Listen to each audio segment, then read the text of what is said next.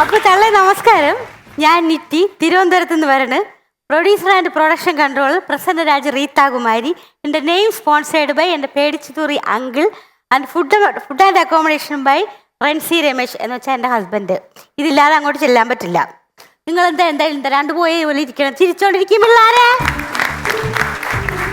ഇപ്പം സാധാരണ നമ്മുടെ നാട്ടിലൊക്കെ എല്ലാവരും പറയണത് ഈ പെണ്ണുങ്ങളെല്ലാം കൂടെ കൂടിക്കഴിഞ്ഞാൽ ഭയങ്കര പരദൂഷണമാണ്, കുറ്റം പറഞ്ഞിട്ടാണെന്നാണ്. അപ്പം ഞാൻ ഇങ്ങോട്ട് വന്നത് എൻ്റെ അനിയത്തെ പറ്റി പറയാനാണ്. അപ്പം നിങ്ങൾ വിചാരിക്കും ഞാൻ അവളെ പറ്റി കുറ്റം പറയാനാണെന്ന്. അല്ല, അവള് വീട്ടിലുണ്ടാക്കുന്ന കുറച്ച് ബുദ്ധിമുട്ടുകൾ അത് അനുഭവിക്കണത് എൻ്റെ അച്ഛൻ, അമ്മ, ഞാൻ, അവളുടെ പാവം ഹസ്ബൻഡ്. ഇവൾ എവിടെ ചെന്ന് തൊടുവോ അവിടെയൊക്കെ പൈസ ചെലവുണ്ടാക്കുന്ന ഒരു പുള്ളിക്കാരിയാണ്. ഈ മുതലിനെ കാരണം പൊറുതിമുട്ടിയിരിക്കുകയാണ് നമ്മൾ. OLX-ൽ ഈ ഒരു പ്രോഡക്റ്റ് എടുക്കാത്തത് കൊണ്ടും എക്സ്ചേഞ്ച് ഓഫറുകളൊന്നും ഇല്ലാത്തത് കൊണ്ടും എൻ്റെ പാവം ഇനി ഇവളെ ഇങ്ങനെ ചുമന്നുകൊണ്ടിരിക്കുകയാണ്. അപ്പം ഈ അടുത്ത ദിവസം ഇവൾ എന്നെ വിളിച്ചിട്ട് പറയണേടി ഞാൻ അങ്ങോട്ട് വരുന്നുണ്ടെന്ന്. അപ്പം ഈ വിളി കേട്ടപ്പോഴേ എനിക്ക് ഏതാണ്ട് സുനാമി വരണ ബീലായിരുന്നു. കാരണം എൻ്റെ അക്കൗണ്ട് സീറോ ആക്കാനുള്ള വരവാണെന്ന് എനിക്കറിയാം. അപ്പം എന്തായാലും ചിലവാണല്ലോ എന്ന് വിചാരിച്ച് ഞാൻ അവിടെ പറഞ്ഞ് നിൻ്റെ വീട്ടിലെ റേഷൻ കാർഡിൽ ആ അരിയും കൂടെ ഒന്ന് വാങ്ങിച്ചുകൊണ്ട് വരണേന്ന്. ഏതാണ്ട് 16 രൂപയ്ക്ക് 2 കിലോ അരിയാണ് കിട്ടണത്. ഞാൻ നോക്കുമ്പോൾ ഒരു ഓട്ടോ വിളിച്ച് ഓട്ടോക്കാരനെയും കൊണ്ടുവന്നിട്ടുണ്ട് ആ ചേട്ടന് ഒരു 800 രൂപ കൊടുത്തേരേന്ന്. 16 രൂപയ്ക്ക് 2 കിലോ അരിക്ക് ഞാൻ 800 രൂപ കൊടുക്കണം. പറഞ്ഞ് മേലാൽ ഇങ്ങോട്ടുള്ള ഒരു വരവ് നീ നിർത്തിക്കൊള്ളൂ എന്ന് പറഞ്ഞു.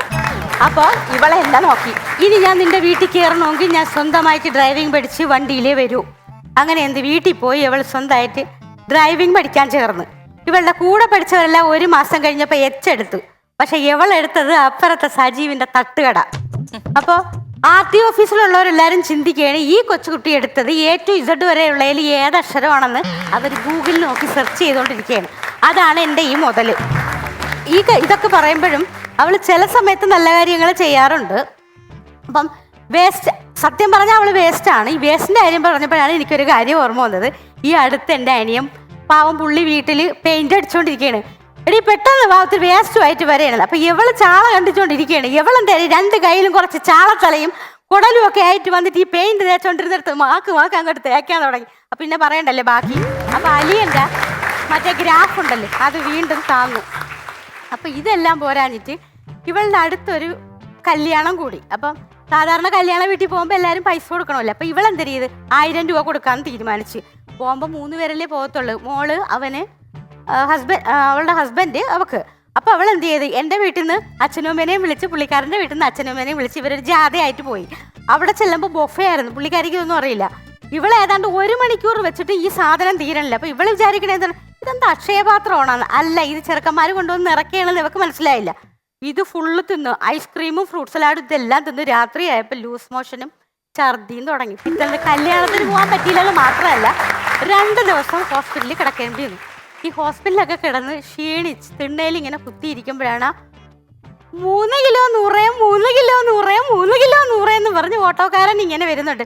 നോക്കുമ്പോൾ ഓറഞ്ചാണ്. 3 കിലോ 100 കൊള്ളാം, ഭയങ്കര ലാഭമാണ്. പുള്ളിക്കാരൻ ഇന്ന് വരുമ്പോൾ ഞാൻ ഈ ലാഭം പുള്ളിക്കാരന് കൊടുക്കുമെന്ന് വിചാരിച്ചിട്ട് 200 രൂപ കൊടുത്ത് 6 കിലോ ഓറഞ്ച് വാങ്ങിച്ചു. വന്നോടനെ പുള്ളിയുടെ വിളിച്ചു, ചേട്ടാ ഞാൻ നിങ്ങൾക്ക് ഇന്ന് ഭയങ്കര ലാഭം ഉണ്ടാക്കി. എന്തുവാണ്?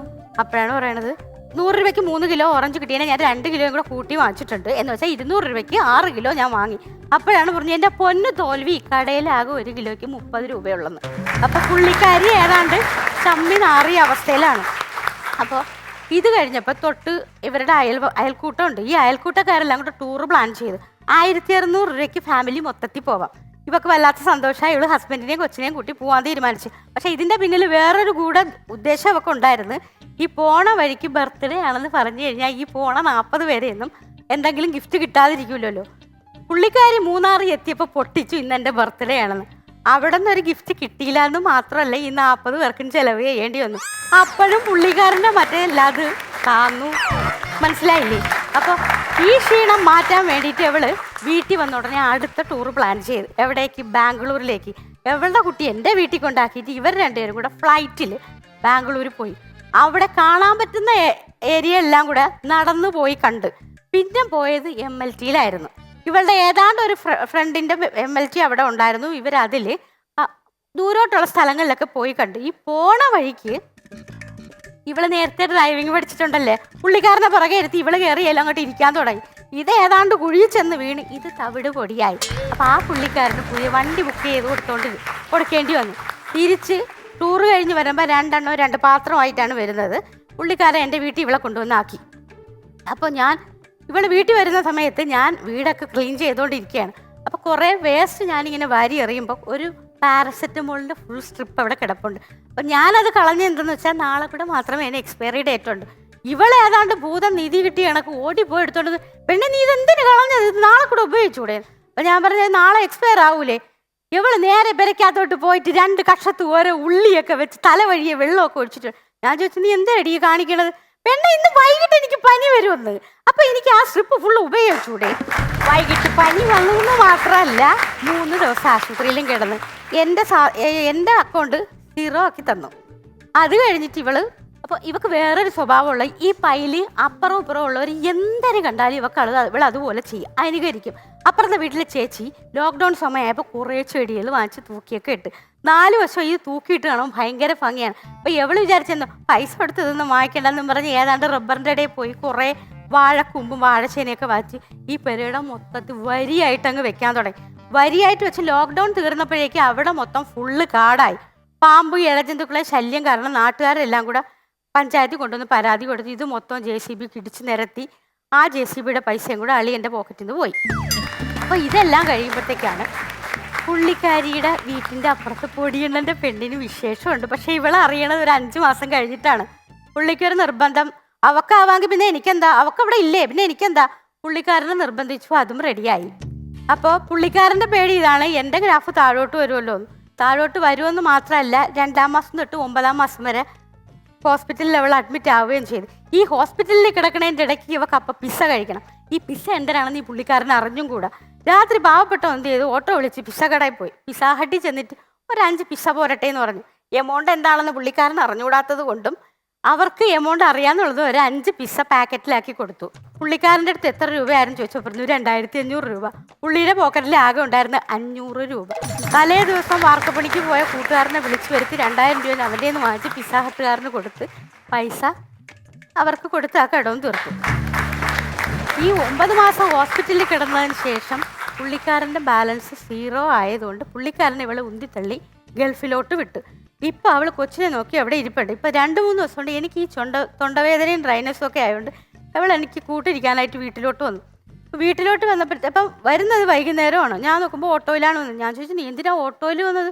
എടി നിനക്ക് വയ്യാതിരിക്കല്ലേ? അപ്പം ഞാൻ രാവിലെ ആറ്റുവാ പോയി, പപ്പനാവനെ കാണാൻ പോയി, കരിക്കകത്ത് വന്നപ്പോൾ നല്ല സദ്യ, ഏതാണ്ട് കുർള എക്സ്പ്രസിൻ്റെ നീളത്തിൽ വരി കിടപ്പെടും. അപ്പം ഞാൻ പുള്ളിക്കാരൻ്റെ പറഞ്ഞു, ചേട്ടാ അവിടെ വെയിറ്റ് ചെയ്യാൻ, ഞാൻ ചോറ് തിന്നിട്ട് വരാമെന്ന്. അപ്പോൾ ആ വെയിറ്റിംഗ് ചാർജും കൂടെ കൂട്ടിയിട്ട് ഏതാണ്ട് 4300 രൂപ കൊടുക്കേണ്ടി വരും. എനിക്ക് ഏതാണ്ട് അടുത്തൊക്കെ പോകാണ്ട് വരണം, അവിടെയൊക്കെ പുള്ളിക്കാരനെ കൂട്ടിക്കൊണ്ട് പോയെന്ന് പറഞ്ഞു. ഈ വേസ്റ്റിൻ്റെ പുള്ളിക്കാരൻ്റെ പൈസ ഞാൻ കൊടുക്കുകയും ചെയ്തു. വേറൊരു വണ്ടി വിളിച്ച് ഈ വേസ്റ്റിനെ അപ്പം തന്നെ ഞാൻ അവളെ വീട്ടിലാക്കുകയും ചെയ്തു.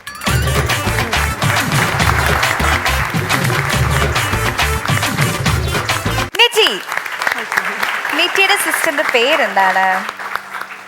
എനിക്കങ്ങനെ ഒരു സിസ്റ്റർ ഇല്ല. ഓക്കെ, സാങ്കല്പിക കഥാപാത്രമാണത്. അല്ല, ഇതെന്റെ നാത്തൂന്റെ കുറച്ച് ലീലാവിലാസങ്ങളാണ്.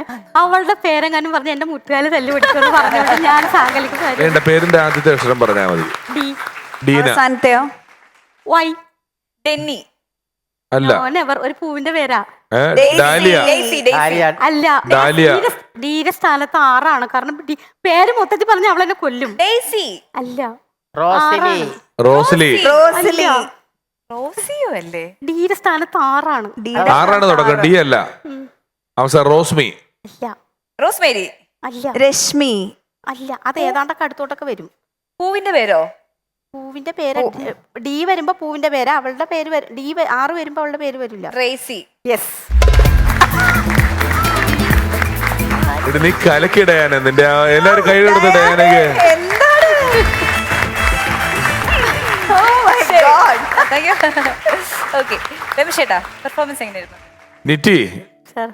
നിറ്റിയുടെ ഭാഷ അവതരണവും കണ്ണുകൊണ്ടും ഒക്കെയുള്ള കാട്ടായങ്ങളും ഒക്കെ നല്ല രസമാണ് കാണിക്കുന്നത് കാണാൻ. അനിയത്തിയുടെ കുറേ കഥകൾ രസമുണ്ടായിരുന്നു. എന്തോ ഇന്ന് എനിക്ക് നിറ്റി ചെറുതായിട്ട് ഓർത്തു പറയുന്നത് പോലെ ഒരു ഫീല് ത്രൂ ഔട്ട് ഉണ്ടായിരുന്നു. അത് ടെലികാസ്റ്റിൽ വന്നോളെന്ന് എനിക്കറിയില്ല, സ്റ്റേജിൽ എനിക്ക് അങ്ങനെ തോന്നി. ബാക്കി നിറ്റിയുടെ അനിയത്തിയുടെയും ബന്ധുക്കളുടെയും യാത്രകളും കഥകളും എല്ലാം വളരെ നന്നായിരുന്നു. ഇത് ആരാണ് എഴുതി തന്നത്? ഞാൻ തന്നെയാണ്. ഏ ഞാൻ തന്നെ. നിങ്ങൾ സ്വന്തമായിട്ട് എഴുതിയതാണ് അല്ലേ? സ്ക്രിപ്റ്റ് നന്നായിരുന്നു കേട്ടാ. താങ്ക് യു രമേശ് ഏട്ടാ. നിറ്റിയുടെ ഏറ്റവും വലിയ പ്ലസ് പോയിന്റ് എന്താണെന്നറിയോ? എന്താ? അറിയില്ല. നിറ്റിയുടെ ഈ ശബ്ദമാണ്. ഈ ഹൈ പിച്ചിലുള്ള ശബ്ദം ഉണ്ടല്ലോ, താരസ്ഥായി ശബ്ദം എന്ന് പറയും നമ്മള് ക്ലാസിക്കൽ മ്യൂസിക്കിലൊക്കെ പറയുകയാണെങ്കിൽ. ആ ഹൈ പിച്ച് ടോണ് വളരെ ഭംഗിയായിട്ട് യൂസ് ചെയ്യാൻ പറ്റും. കുറച്ചും കൂടി അതിനെ ഒന്ന് മോഡുലേറ്റ് ചെയ്ത്, എസ്പെഷ്യലി ഈ ഒരു ഭാഷയും കൂടിയും കയ്യിലുള്ളത് കൊണ്ട് കുറച്ചും കൂടിയും ഭംഗിയായിട്ട് അതിനെ യൂസ് ചെയ്യാനും പറ്റും. അത് ഇനിയൊരു തവണ നമ്മൾ കാണുകയാണെങ്കിൽ അത് തീർച്ചയായിട്ടും നിറ്റി ശ്രദ്ധിക്കണം എന്നുള്ളൊരു സജഷൻ ഉണ്ട്. പറഞ്ഞതൊക്കെ ഇഷ്ടപ്പെട്ടു, വളരെ രസകരമായിട്ട് തന്നെ പറഞ്ഞു.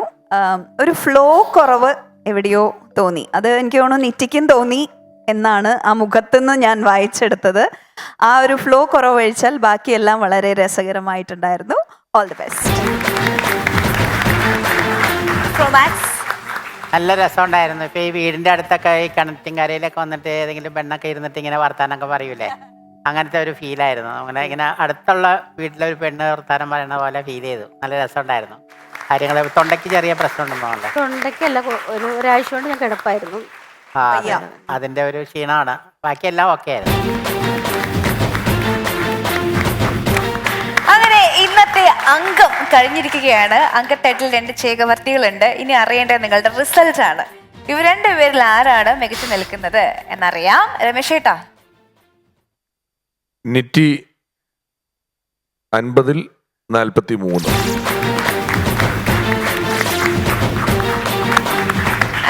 നിറ്റിക്ക് എന്റെ വകയിൽ 50-ൽ 43. Yes, total 86 out of 100. നിറ്റി, congrats. അങ്ങനെയെങ്കിൽ രചന ജയശ്രീക്ക് എത്ര മാർക്ക് കൊടുക്കും? ഞാൻ 47 മാർക്ക് കൊടുക്കും ചേച്ചിക്ക്. ഞാനും 47 മാർക്ക് കൊടുക്കും. Okay, super 94 out of 100. That means അടുത്ത ഒരു എപ്പിസോഡിലേക്ക് ജയശ്രീ ചേച്ചിക്ക് ഗോൾഡൻ എൻട്രി ലഭിച്ചിരിക്കുകയാണ്. Once Upon a Time season 4 മത്സരാർത്ഥികളെ കാത്തിരിക്കുന്നത് പറക്കാട് ജുവൽസ് നൽകുന്ന ക്യാഷ് പ്രൈസ്. സമ്മാനം നൽകാനായിട്ട് രമേശ് ഏട്ടാ, രചന പ്ലീസ്.